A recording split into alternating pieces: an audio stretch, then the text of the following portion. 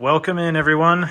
We're back on the workbench here in the garage, and we have from Iwiss Tools, our tool partner, another battery crimper. This is what I would consider the final boss of hand crimpers. You can go with like a pneumatic or a hydraulic one, but for just mechanical leverage, this one is pretty sweet.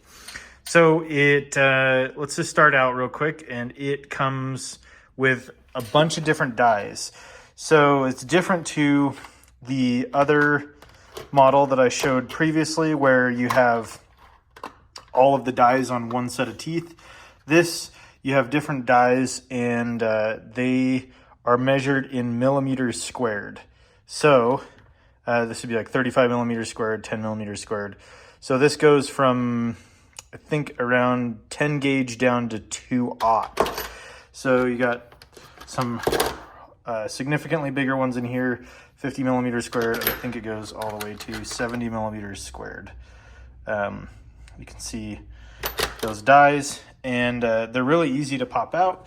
You can just release them right here, and easy to change out.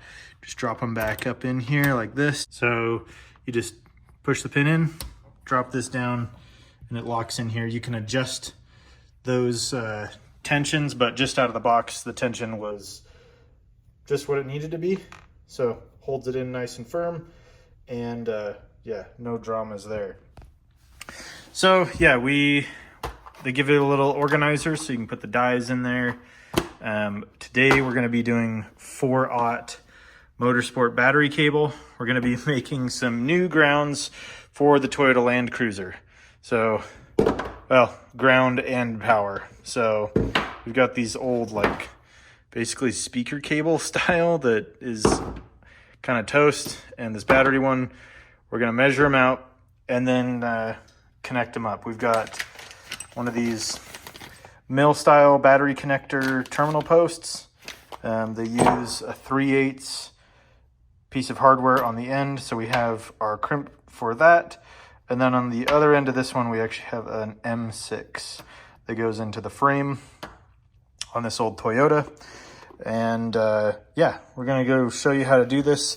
Just a little background on this: it does include a plate, so you can mount this plate in a couple various locations, or you can remove it. Actually, when I got it, it was in two different pieces. I put them together.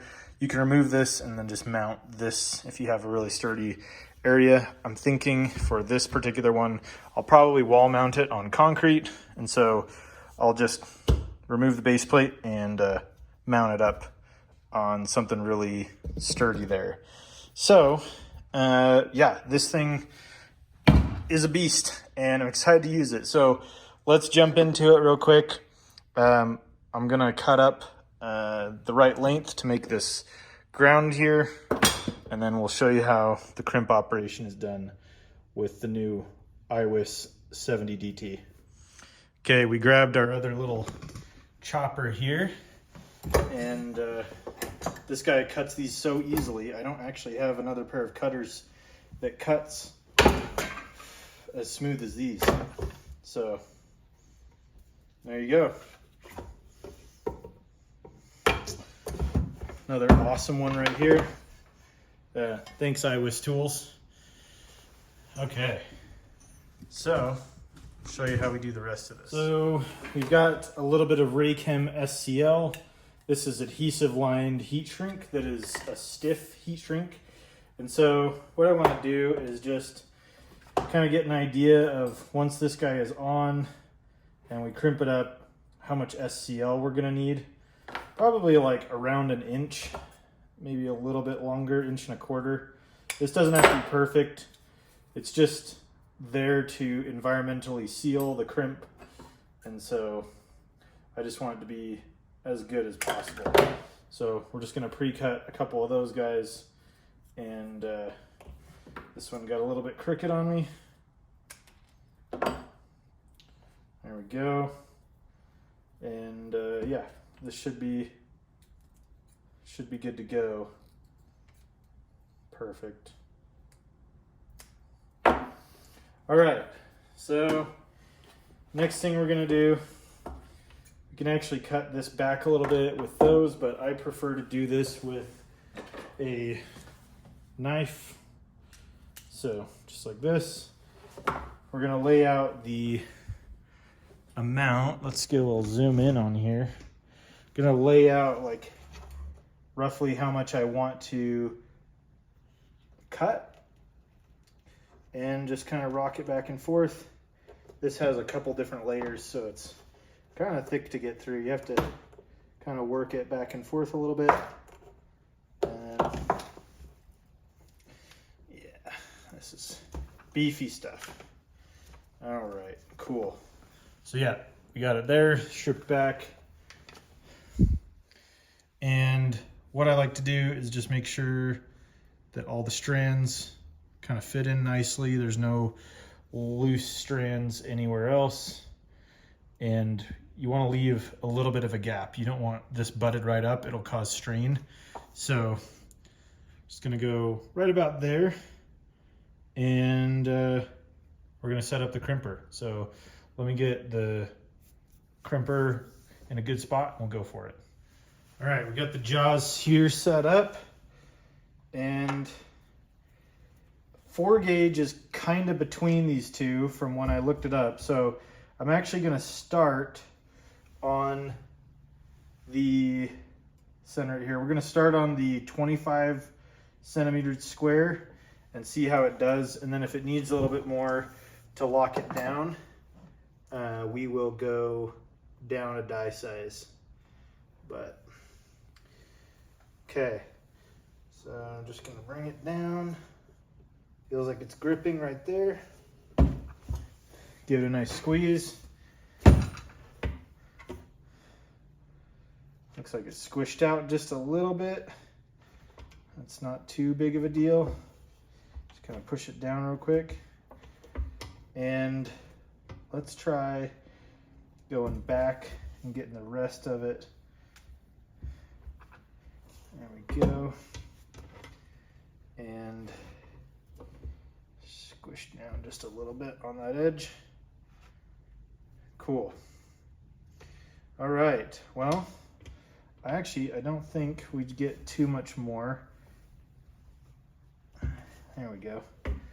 Just gave it a little smash down.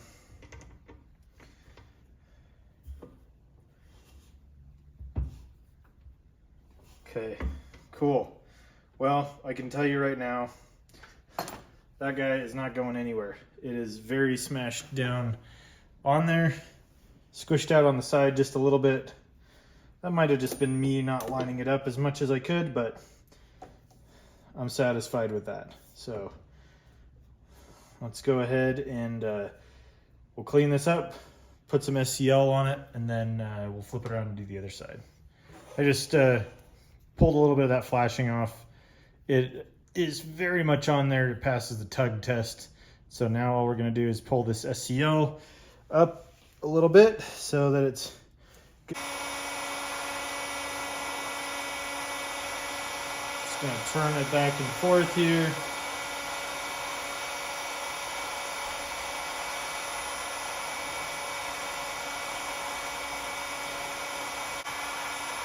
All right. All right.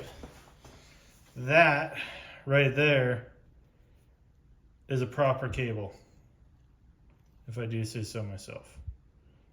So there you go. Let's go ahead and do the other side. Got the next cable prepared. Let's go ahead and get this in. Also, you have to kind of keep in mind too, depending on the scenario, the ends might be oriented differently. Like you don't want to have a lot of cable twist. So this one, the cable up on top is going to be like this. It's going to be like vertical. And then this one is going to be facing down. So I've actually marked it. That's one thing you have to keep in mind. With everything in mind, where we've got this positioned, I've got it marked. Just gonna set this guy in here nice and level. And Let me make sure I have the orientation correct. Sometimes I just bring this down just to hold it right where I want it. I'm gonna scoot it back just so it's centered. Okay, turn this vertical, space it. There's kind of a few steps you gotta do. And now,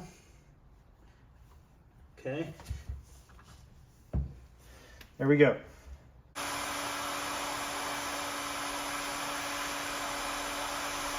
Okay, think we're good. Looks pretty good to me. Well, we've made it. A motorsport battery cable. This was our old one. It was pretty beat up and worn out. And get rid of that. Now we're left with a very nice, professionally made battery cable. And this is all brought to you by Iwiss Tools. Thanks again, Iwiss, for sending this out for free for me to test. And so far, love it. Makes this kind of stuff really easy and possible.